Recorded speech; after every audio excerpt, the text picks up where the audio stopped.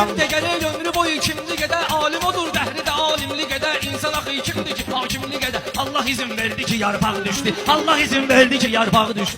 Keble'den meyhana təhlükəsi qalar. Lazım olsa sözlərindən yekəsi qalar. Bitişdilərsən siravno ləkəsi qalar. Vay o günə ki güzgüyə çartdaq düşdü. Vay o günə ki güzgüyə çartdaq düşdü. Mənli boy rəqiblə zloy söz deyirəm. Klişə getdi, yenə çardaq düşdü. Xosrova bax, ay maşallah cin kimidir. İtələdilər yaxasına sancaq düşdü. İtələdilər yaxasına sancaq düşdü. Mən sözümə kalan dur azar keşlər. Qiymətim də həmişə olubudur beşlər. Bu güləkənlər bilir ay qardeşlər. Gül pula getməz gülə partdaq düşdü. Gül pula getməz gülə partdaq düşdü. Sağ-salama çıxmayacaqsan səhərə. Yediklər bir döndərəcəklər zəhərə. Yaz kağıza vır yaxova çıx şəhərə. Benzini qaldırdılar ərzaq düşdü. Benzini qaldırdılar ərzaq düşdü. Sönsə beyin mən deyəcəm dalbadala. Vəhşi təbim çöllərə şıltaq düşdü. Vəhşi nədir damaşlı heyvandır bu. Üzünə qartal atdığı caynaq düşdü. Sən Allah'a dua et ki payı var. Yuqar kimi tarixi qaynaq düşdü. Yuqar kimi tarixi qaynaq. Beyin sönübdü, atıram tap batara. Nə barmağının altına çaxmaq düşdü. Adam var ki mutiladır ara vurub. Adam da var av yerinə qara vurub. Yadda saxla yuqar kimi yara vurub. Nə köz tutdu nə doğra qaysaq düşdü. Nə köz tutdu nə doğra qaysaq düşdü.